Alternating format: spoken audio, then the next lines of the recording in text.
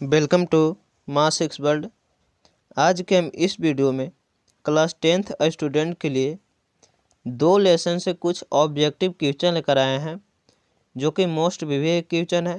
तो आप लोग इस क्वेश्चन को ना ध्यान से देखिए। तो चलिए हम लोग चलते हैं क्वेश्चन की ओर। जो हम लोगों को पहला क्वेश्चन कर रहा है बब्बो, निम्नलिखित में कौन सा पदार्थ लेंस बनाने के लिए प्रयुक्त नहीं किया जा सकता है। आप लोग ऑप्शन टकराते चलिएगा और फिर लास्ट में जितना आप लोग को सही होगा वो कमेंट करिएगा, ठीक है। इसे तो हम आंसर बताएंगे ही, लेकिन आप लोग पहले हमको बताने से पहले आप लोग ऑप्शन टकराते चलिएगा। चलिए फर्स्ट जो क्वेश्चन कर रहा है हम लोगों को, निम्नलिखित में से कौन सा पदार्थ लेंस बनाने के लिए वो प्रयुक्त नहीं किया जा सकता है। तो ऑप्शन नंबर जो हम लोगों को सही होगा बब्बो वो डी सही हो जाएगा, ठीक है। मिट्टी जो है बब्बो हम लोगों को लेंस बनाने के लिए प्रयुक्त नहीं किया जा सकता है। चलिए हम लोग नेक्स्ट क्वेश्चन की ओर चलते हैं।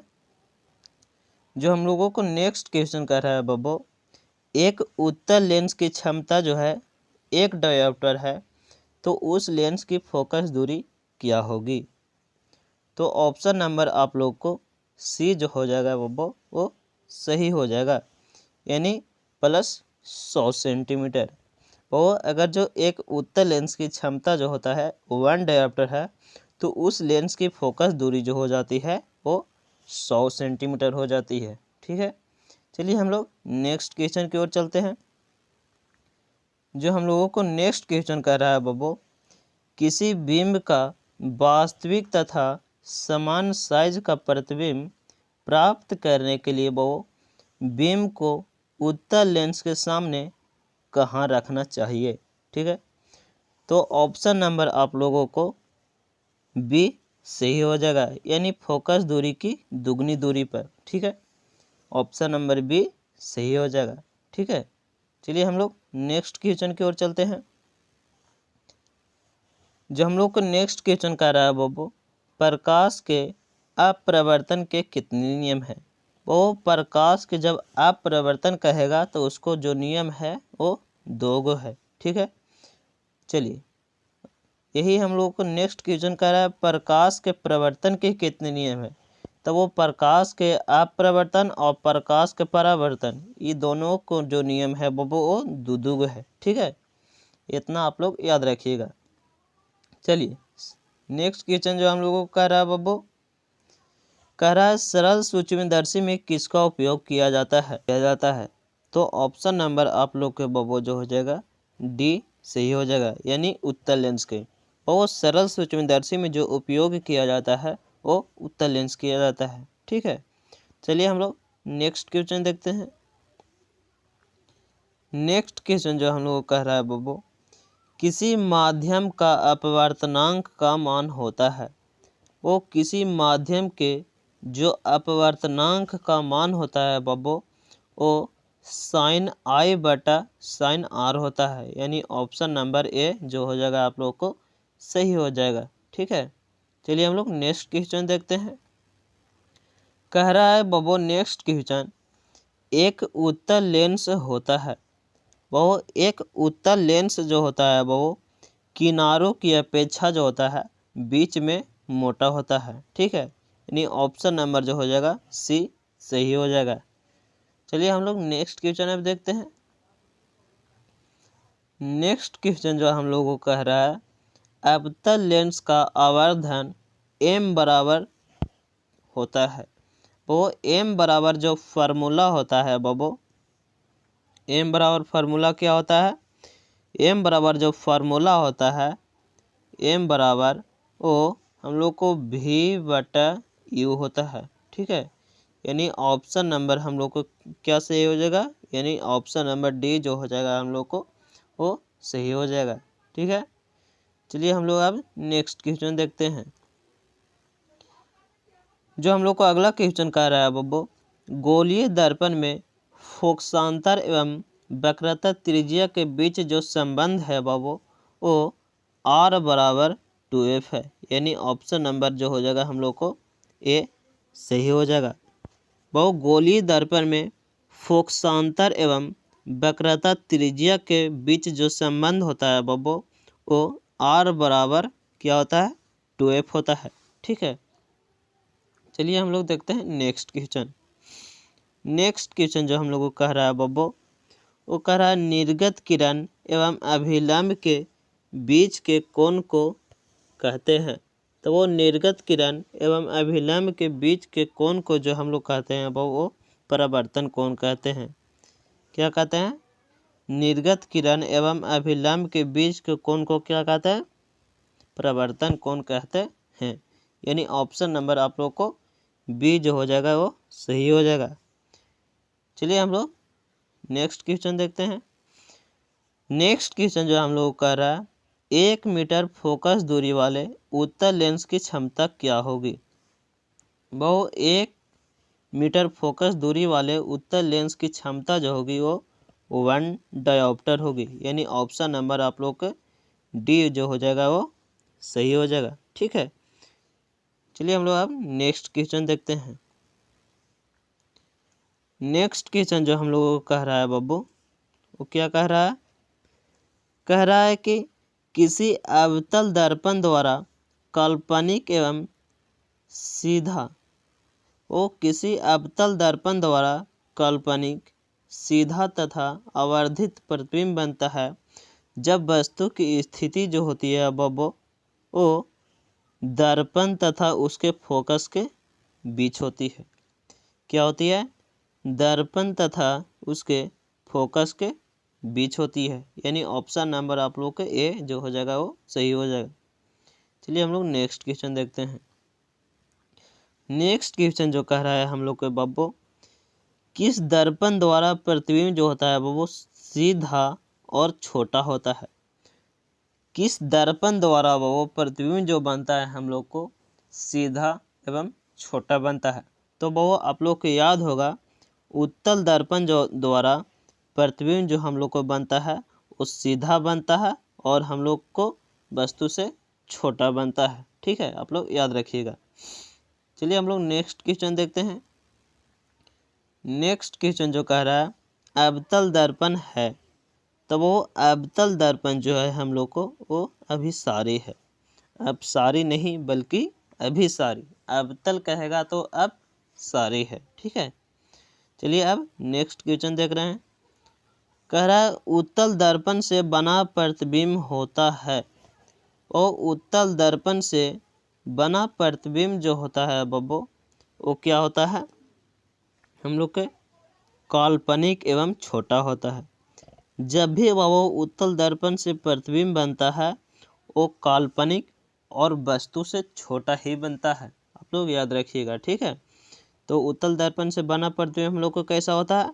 काल्पनिक होता है और वस्तु से छोटा बनता है। ठीक है, चलिए अब हम लोग 18 नंबर देखते हैं। 18 नंबर जो हम लोग को क्वेश्चन कर रहा है वो निम्नलिखित में किस दर्पण द्वारा किसी वस्तु का वास्तविक प्रतिबिंब प्राप्त किया जा सकता है? तो वो हम लोग को अवतल दर्पण द्वारा। ठीक है, ऑप्शन नंबर बी। यानी कह रहा है क्वेश्चन निम्नलिखित में किस दर्पण द्वारा किसी वस्तु का वास्तविक प्रतिबिंब प्राप्त किया जा सकता है? तब वो अवतल दर्पण द्वारा जो होता है वो वास्तविक प्रतिबिंब प्राप्त किया जा सकता है। ठीक है, अवतल दर्पण द्वारा वास्तविक प्रतिबिंब प्राप्त किया जा सकता है। यानी ऑप्शन नंबर आप लोग को बी जो हो जाएगा वो सही हो जाएगा। नेक्स्ट क्वेश्चन कह रहा है हम लोग को निम्नलिखित में किसमें बड़ा और वास्तविक प्रतिबिंब बनता है? तो निम्नलिखित में किस में बड़ा और वास्तविक प्रतिबिंब हम लोग को प्राप्त किया जा सकता है? तो वो 19 का जो आप लोग को सही ऑप्शन हो जाएगा वो सी हो जाएगा। यानी अवतल दर्पण से जो हम लोग को है बड़ा और वास्तविक प्रतिबिंब प्राप्त किया जा सकता है, लेकिन उत्तल दर्पण से जब भी हम लोग को प्रतिबिंब बनता है वो छोटा ही बनता है। ठीक है, चलिए हम लोग नेक्स्ट क्वेश्चन देखते हैं। नेक्स्ट क्वेश्चन जो हम लोग कर रहा है वो समतल दर्पण द्वारा बना प्रतिबिंब होता है। तो वो समतल दर्पण से जब भी वो प्रतिबिंब बनता है हम लोग को काल्पनिक होता है। क्या होता है? समतल दर्पण द्वारा बना प्रतिबिंब जो होता है वो काल्पनिक होता है, यानी ऑप्शन नंबर हम लोग को बी जो हो जाएगा वो सही हो जाएगा। ठीक है, चलिए नेक्स्ट क्वेश्चन देखते हैं। कह रहा है किसी वस्तु का आवर्धित प्रतिबिंब बनता है। किसी वस्तु का वो आवर्धित प्रतिबिंब जो बनता है वो अवतल दर्पण से बनता है, यानी ऑप्शन नंबर आप लोग को जो ए होगा वो सही हो जाएगा। ठीक है, नेक्स्ट क्वेश्चन। कह रहा है काल्पनिक प्रतिबिंब जो होता है वो हमेशा क्या होता है, वो हमेशा जो होता है वो सीधा होता है। काल्पनिक प्रतिबिंब वो हमेशा सीधा होता है। ठीक है, चलिए हम लोग नेक्स्ट क्वेश्चन देखते हैं। कह रहा किसी दर्पण में हमेशा आभासी और छोटा प्रतिबिंब बनता है।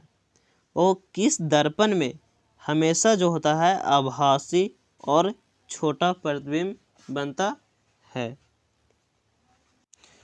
तो आप लोग को पहले वाला ही क्वेश्चन में बताया बाबू कि जब भी आभासी और छोटा वो किस दर्पण से बनता है, तो आप लोग के सही ऑप्शन जो हो जाएगा वो बी हो जाएगा, यानी उत्तल दर्पण से। वो बस उत्तल दर्पण से हमेशा प्रतिबिंब जो बनता है वो वस्तु से छोटा ही बनता है। तो ऑप्शन नंबर आप लोग को बी जो हो जाएगा वो सही हो जाएगा। चलिए हम लोग नेक्स्ट क्वेश्चन देखते हैं। कह रहा है निम्न में से किस दर्पण की फोकस दूरी धनात्मक होती है। तब वो उत्तल दर्पण की फोकस दूरी जो होती है वो हमेशा धनात्मक होती है। ठीक है, यानी ऑप्शन नंबर आप लोग को बी सही हो जाएगा। नेक्स्ट क्वेश्चन जो हम लोग कह रहा है गोलीय दर्पण के ध्रुव और फोकस के बीच की दूरी को कहते हैं। वो गोलीय दर्पण के ध्रुव और फोकस के बीच की दूरी को जो कहते हैं वो क्या कहते हैं, वक्रता त्रिज्या कहते हैं, यानी ऑप्शन नंबर सी जो हो जाएगा आप लोग को सही हो जाएगा। फिर से आप लोग 25 नंबर क्वेश्चन देखिए। कह रहा है गोलीय दर्पण के ध्रुव और फोकस दूरी के बीच की दूरी को क्या कहते हैं, तो वक्रता त्रिज्या कहते हैं। अब आप लोग से ऐसे भी पूछ सकता है कि बाबू वक्रता त्रिज्या किसे कहते हैं। तो आंसर में आप लोग को लिखना है गोलीय दर्पण के ध्रुव और फोकस के बीच की दूरी जो होती है वो उसी को हम लोग वक्रता त्रिज्या कहते हैं। ठीक है, नेक्स्ट क्वेश्चन जो है वो कह रहा है हजामत बनाने के लिए प्रयोग किया जाता है। तो वो हजामत बनाने के लिए जो प्रयोग किया जाता है वो अवतल दर्पण प्रयोग किया जाता है। ठीक है, हजामत बनाने के लिए किस दर्पण का उपयोग करते हैं, तो हम लोग अवतल दर्पण की। ठीक है, चलिए नेक्स्ट क्वेश्चन जो कह रहा है सोलर कुकर में प्रयोग किया जाता है। तो वो सोलर कुकर में जो प्रयोग किया जाता है वो अवतल दर्पण ही प्रयोग किया जाता है, यानी ऑप्शन नंबर ए जो हो जाएगा आप लोग को सही ऑप्शन हो जाएगा। ठीक है, नेक्स्ट क्वेश्चन जो है सर्च लाइट की परावर्तक सतह होती है। वो सर्च लाइट की परावर्तक सतह जो होती है वो अवतल दर्पण का ही होती है। सर्च लाइट की परावर्तक सतह जो होती है वो अवतल दर्पण का ही होती है। ठीक है, चलिए नेक्स्ट क्वेश्चन जो कह रहा है हम लोग को कह रहा है रोगियों की नाक कान गले आदि की जांच के लिए जो वो डॉक्टर प्रयोग करते हैं वो किस दर्पण का उपयोग करते हैं, वो अवतल दर्पण का ही उपयोग करते हैं।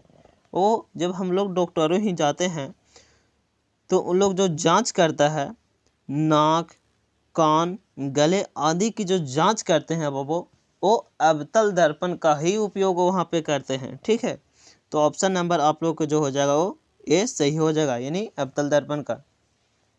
चलिए आज के वीडियो हम इतना ही रहने देते हैं, मिलते हैं हम लोग नेक्स्ट वीडियो में।